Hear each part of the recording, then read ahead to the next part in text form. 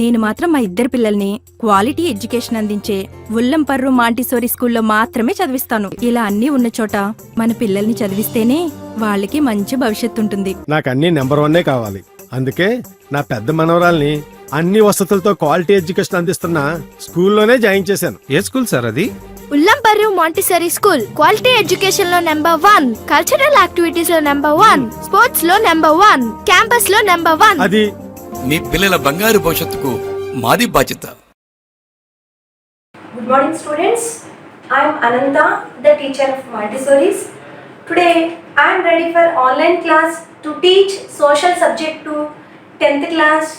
The lesson is Indian rivers and water resources. The drainage of India is evolved and adjusted itself with the evolution of three physiographic divisions. They are the Himalayas, the Indo-Gangetic Plain and Peninsular Plateau. Let me start about these rivers. So, based on these three physiographic units, our rivers system is divided into Himalayan river system and the Peninsular river system. Himalayan rivers and Peninsular rivers. So let me explain you clearly using a map to show about these rivers. The Himalayan principal system has 3 rivers: the Indus, the Ganga, the Brahmaputra. In the same way, the Peninsular river system has the Narmada, the Tapati, the Godavari, the Krishna, the Mahanadi and the Kaveri. So let me show you these rivers on the map of India. All these 3 Himalayan rivers, they originate at the same place with few kilometers distance. These 3 rivers are originated in the Tibetan Plateau. Where is Tibetan Plateau? It is the north of our India. Okay, see here, Tibetan Plateau is in this place. This is Tibetan Plateau, north of Nepal. In this Tibetan Plateau, near Manasarovar Lake, these 3 rivers are originated. But they flow in different directions. So if you take river Indus, the river Indus originated at the north of the Kailash range of the Manasarovar Lake. Okay, north of the Kailash range, it flows in westerly direction like that. Through Ladakh, it enters into Jammu and Kashmir, and when it flows towards westerly portion, it forms its tributaries also here. They are Jhelum, Chenab, Ravi, Beas and Sutlej. These are the tributaries of the river Indus. When they flows towards western portion, they flows through Jammu and Kashmir, and by covering Punjab and Himachal Pradesh, it enters into Pakistan. Finally, it enters into Pakistan. So as it moves like that, it is a source of water and irrigation to most of the places in this area, like Himachal Pradesh, Jammu and Kashmir, Punjab, and even in Rajasthan also, its water is used for irrigation projects also constructed across the tributaries of river Indus. Okay, Sutlej is the largest tributary of river Indus. What is this river? Indus. Okay, next river is, this is river Ganga, or we call the Ganga as river Ganges. So let me explain you about river Ganga. River Ganga has two sources. That means river Ganga is originated from twin sources. They are Bhagirathi, Alakananda. So it also starts from Tibetan Plateau near Manas Sarovar Lake. But the river takes the southward direction by cutting down the Himalayan mountains. It enters into the plain regions of Uttar Pradesh, Bihar and West Bengal. Like that, it drains into Bay of Bengal. Bay of Bengal. Where is Bay of Bengal? Bay of Bengal is on the east of India. What is there on the west of India? Arabian Sea. So then let me explain you briefly about the river Ganga. I have already explained you that river Ganga has twin sources. One is Bhagirathi. So Bhagirathi is fed by the glacier Gangotri. That is the initial point here. Then on its course, it is fed by Alakananda. Alakananda is fed by Satopan glacier. And these two rivers, they meet at Haridwar. Haridwar, that is, the place is called Devaprayag. Where is Haridwar? That is in the plain region. They enters these two twin sources join together at Devaprayag. Then they forms river Ganga. Like that, it has its course into the Uttar Pradesh. Then it flows to the Bihar. Then enters into the West Bengal. And what are the tributaries of river Ganga? The main one is Yamuna. Yamuna is the tributary of river Ganga. Yamuna is the tributary of river Ganga, which also flows parallel to the Ganga. Okay. The tributaries of river Ganga are Yamuna, Kosi, San, Betwa, etc. So these are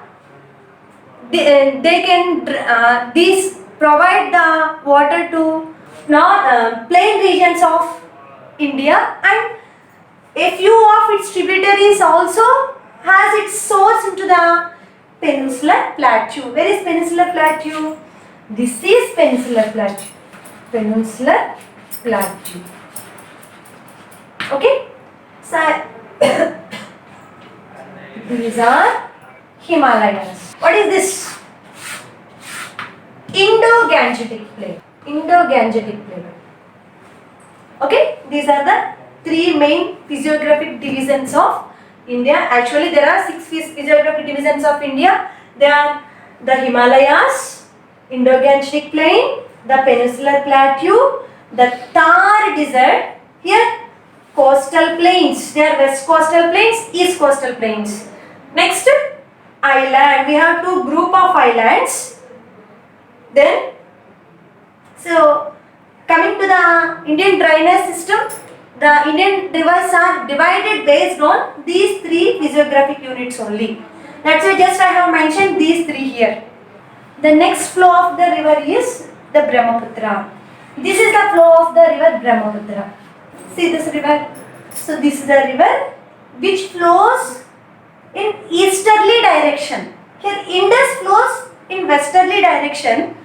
River Ganga flows towards the south, and river Brahmaputra, it flows towards east.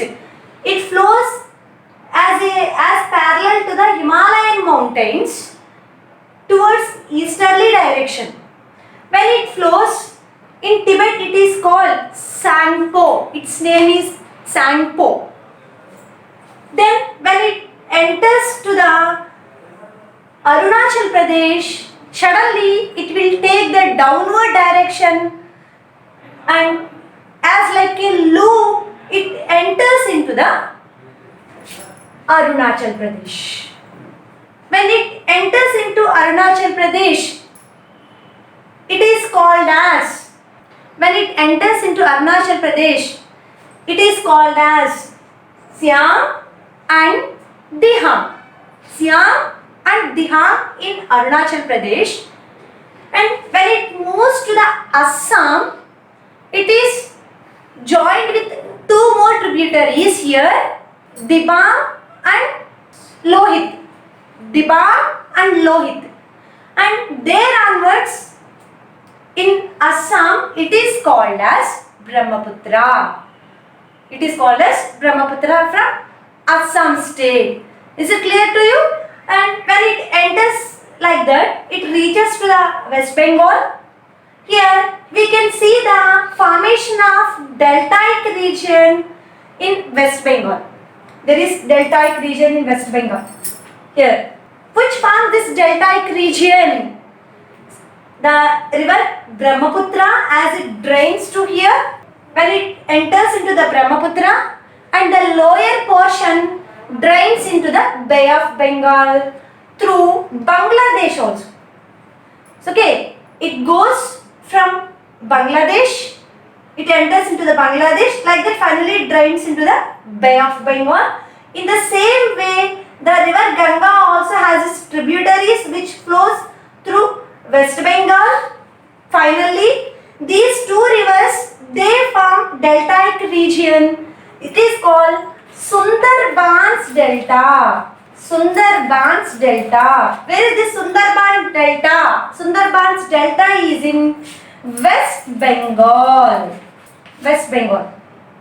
Sundarbans Delta is in West Bengal, and it is the largest delta in the world. Which is the largest delta in the world? Sundarbans Delta. Where is Sundarbans Delta? It is in India, in the state of West Bengal. Who forms the Sundarbans Delta? This is the place which is formed by the tributaries of river Brahmaputra and Ganges, where it is in West Bengal. Next, let me explain you about the peninsular rivers. What are peninsular rivers? The Narmada, the Tapati, the Godavari, the Krishna, the Mahanadi and the Kaveri. So these are the rivers of peninsular plateau. I have already explained you that this is the peninsular plateau. Peninsular plateau, first river Narmada. The river, most of these rivers, mainly these peninsular rivers, they had its origin in the Western Ghats. These are Western Ghats. Okay? These are Eastern Ghats.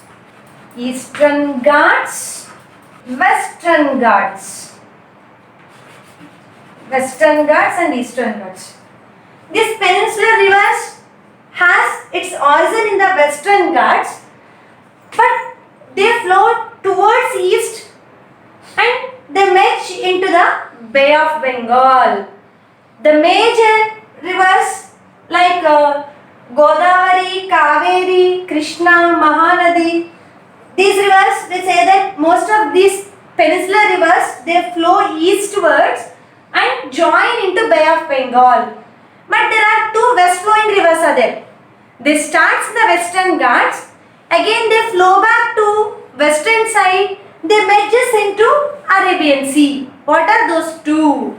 So these are the two rivulets. They are, say here, river Narmada.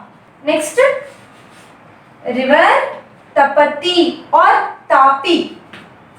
River Tapati or Tapi. These are the two rivers which starts from Western Ghats. Again they flow back towards west and joins into Arabian Sea.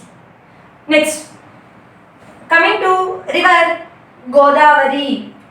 So here first I am pointing here the rivers. This is the river Godavari, river Krishna, river Kaveri, then here river Mahanadi.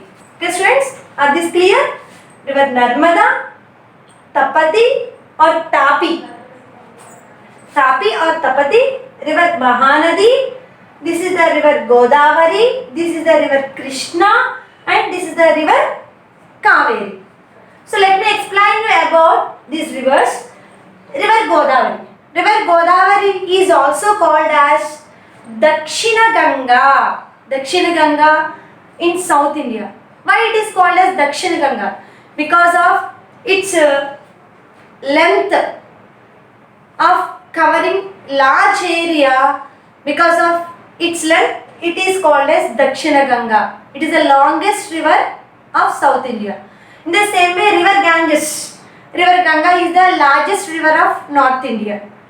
Then River Ganga, so River Godavari, it starts in the Maharashtra in Nasik Trayambak. River Godavari had its birth in Maharashtra in Nasik Trayambak of Western Ghats. It flows towards the east, finally enters into Bay of Bengal. In the same way, River Krishna, it also had its birth in Maharashtra, Mahabaleshwar. That is Mahabaleshwar. It starts from Mahabaleshwar, flows towards the east, finally joins into Bay of Bengal. And here is a question for you. Why most of the peninsular rivers, even though they have started in the Western Ghats, why are they flowing towards the east and draining into Bay of Bengal? The reason is that the slope of the Deccan Plateau, this is Deccan Plateau, this is Deccan Plateau, this is Deccan Plateau. The slope of the Deccan Plateau is tilted towards east. It was bent towards east. So because of this reason, the rivers, even though they have started in the Western Ghats, they are flowing towards east because of its sloping region. That's why it is because of this reason they flow towards the east and joins into the Bay of Bengal. So what are the tributaries of River Godavari? River Godavari's tributaries are Purna, Vardha, Vainganga, Penganga. These are some of the tributaries of River Godavari. The tributaries of River Krishna are Tungabhadra, Koina, Musi, Bhima. These are the tributaries of River Krishna. Next, coming to the River Godavari, so River Kaveri, it had its birthplace in the Karnataka. So it rises from Brahmagiri hills in Western Ghats, starts flowing towards the Kerala. Like that, it has its final way towards Tamil Nadu. That is, it rises in the Western Ghats. So it has its way from Karnataka to Kerala, Kerala to Tamil Nadu. So this is about River Kaveri. Pranahita and Manjira are also the tributaries of River Godavari. Next, River Mahanadi. River Mahanadi starts from the highlands of Chhattisgarh. It flows towards Madhya Pradesh. Like that, again it has its flow into Orissa. Finally, it is drained into Bay of Bengal. Okay. Pranahita, Manjira are also the tributaries of River Godavari. And in all these river areas, they form the deltas. The place where the river joins into the sea is called deltaic region. So all these deltaic regions are very fertile regions because these coastal regions, they had its richness because of the alluvial soils. And we also, the people of coastal regions, they enjoy the equitable climate. That means there is no much variation in the climatic conditions throughout the year in temperatures. Okay, so this type of climate is called equitable climate or moderate climate. So next, because of these water resources in these regions, they have now the problem of water scarcity also. Okay, and because of these rivers, there is possibility of making use of more water for irrigation and other purposes, and these river waters are also be converted to small streams by digging up the small canals. We are all making use of the water. Understand? So this is it's a very important note that these rivers are flowing towards east even though they rises from western Ghats. That is due to the tilt of the Deccan Plateau. Water is a resource that should be available to us as annual flow. That means we have to make use of the water throughout our life.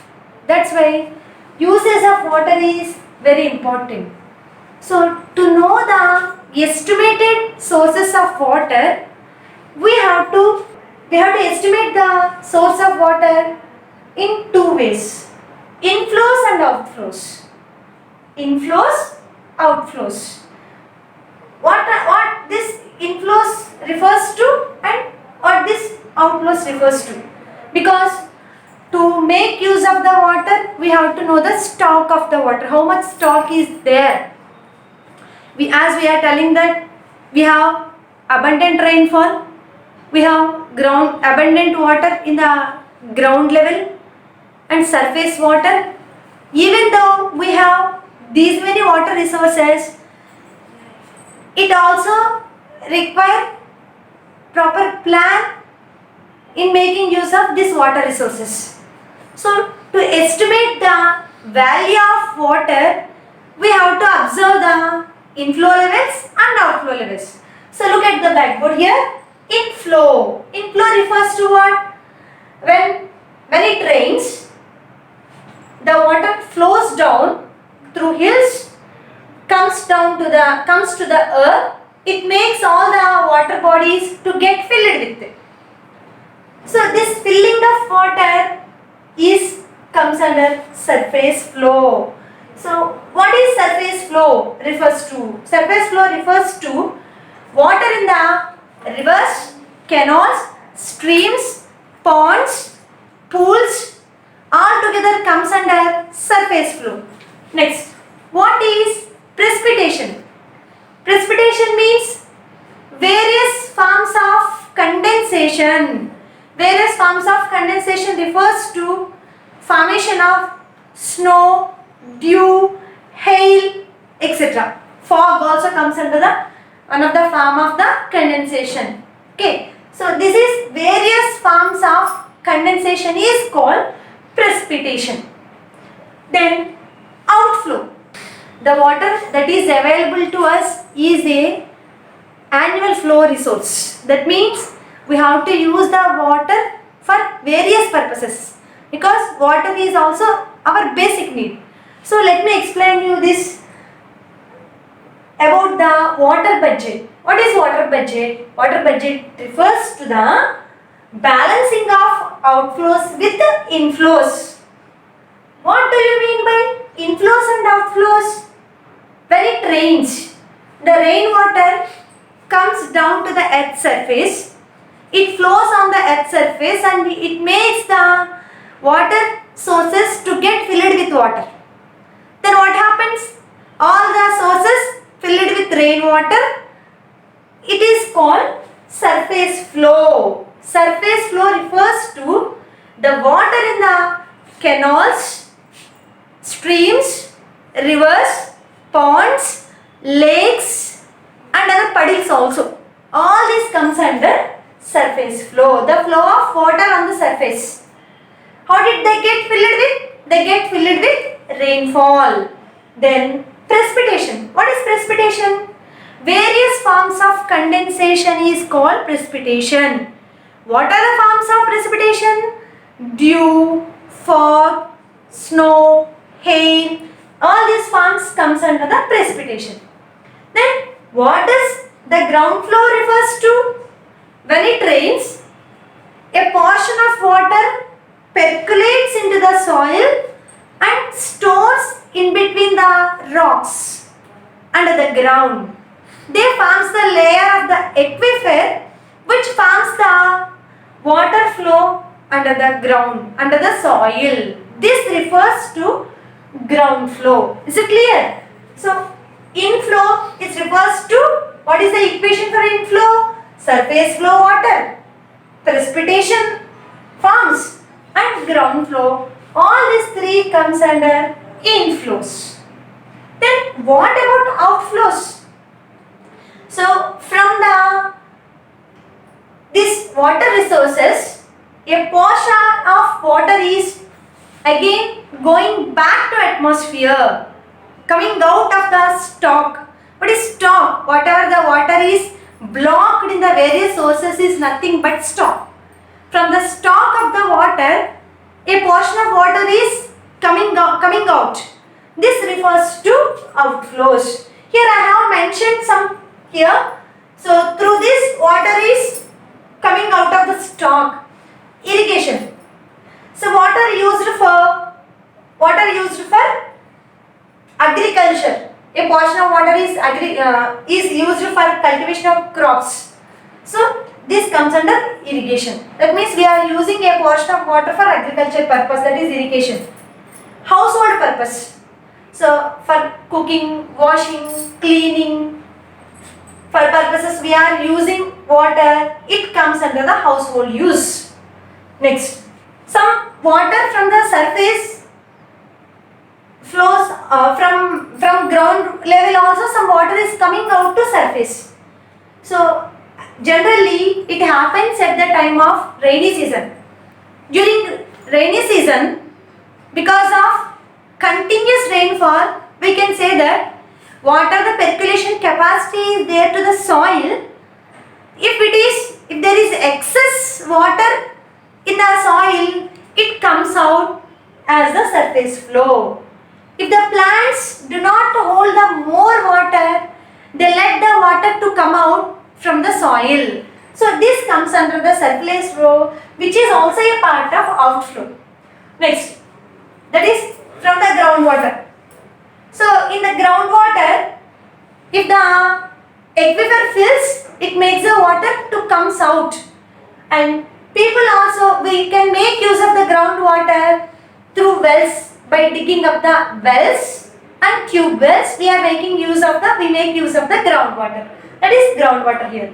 For industrial use, so we are using the water for industrial purpose also, to clean the raw materials, and also at the time of processing, industries are using more water. So like that, from the stock of the water, a portion of water can be used by industries.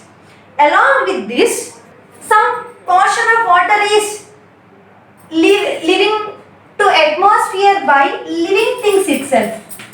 So as living things are giving out the water to atmosphere in the form of evapotranspiration. Evapotranspiration. What is this evapotranspiration? A portion of water is drying out because of the hotness from the water resources. This is called evaporation. In the same way, as living things also giving out some water to the atmosphere while we are breathing, this is called transpiration. So both together, we are giving out some content of the water to atmosphere. This is called evapotranspiration. Now, what is troubling us at present? Here, there is no balance in the inflows and outflows. So earlier, there is a stock of groundwater. Then, equitable use of groundwater flow do not make the groundwater to deplenish. But the problem is that because of outflows are happening on a larger scale, that means more and more water from the stock is coming out for various purposes: irrigation, household, surface flows, groundwater, industrial use, or evapotranspiration. So because of these ways, more and more water is coming out from the stock of the water. Then what is happening? How does it affect present life? The problem is that it leads to the scarcity of water. Generally, on the surface floor, we can estimate easily the stock of water. Example, if you take water in the tank, when you are filling the tank, if you take in the morning time, just if you count that if it is full of water, by the evening we can see that the stock of water reduced in the water tank. In the same way, again next day we are refilling it, then we are using. So as it is only confined to a small house or a big house or to a family, again we are refilling and we are using. So but the same is not happening to the inflows and outflows at present. That is to mainly to ground flow. So because of this depletion of groundwater flow is a threat to the future generation. So steps must be taken to maintain the groundwater level in a substantial way. Then we can make use of the water in a proper way. So okay children, what did you learn in today's class? First you have learned about the Indian rivers as Himalayan rivers and peninsular rivers. I want to tell you one more point about those two rivers. Himalayan rivers are perennial. Perennial means they flow throughout the year because they are fed by the glaciers. That is because of melting snow that makes the river water to flow throughout the year along with the annual rainfall. But this feature is not there for the peninsular rivers. What are peninsular rivers? Godavari, Krishna, Mahanadi, Kaveri, Narmada, Tapati. These are the rivers which do not come under perennial nature because they do not flow as throughout the year as like the Himalayan rivers, because these are filled with water at the time of monsoonal rains. When it rains heavily, the water flows with great speed, then it makes the other resources to get filled with water. So thank you children. Just I have marked the map pointing also along with my explanation. So you also please practice and revise this river systems, because here one important question is that water is a common pool resource. Water is a common pool resource. That means all the living things have the right to make use of the water. So it is our responsibility to conserve the water, to make use of the water in a proper way. Again we have to take the steps to make the inflows and outflows to be balanced properly. Thank you one and all. నేను మాత్రం మా ఇద్దరు పిల్లల్ని quality education అందించే ఉల్లంపర్రు Montessori స్కూల్లో మాత్రమే చదివిస్తాను. ఇలా అన్నీ ఉన్న చోట మన పిల్లల్ని చదివిస్తేనే వాళ్ళకి మంచి భవిష్యత్తు ఉంటుంది. నాకు అన్ని నెంబర్ 1 కావాలి. అందుకే నా పెద్ద మనవరాల్ని అన్ని వసతులతో క్వాలిటీ ఎడ్యుకేషన్ అందిస్తున్న స్కూల్లోనే జాయిన్ చేశాను. ఏ స్కూల్ సార్ అది? Ullamparru Montessori School. Quality education lo number 1. Cultural activities lo number 1. Sports lo number 1. Campus lo number 1. అది మీ పిల్లల బంగారు భవిష్యత్తుకు మాది బాధ్యత.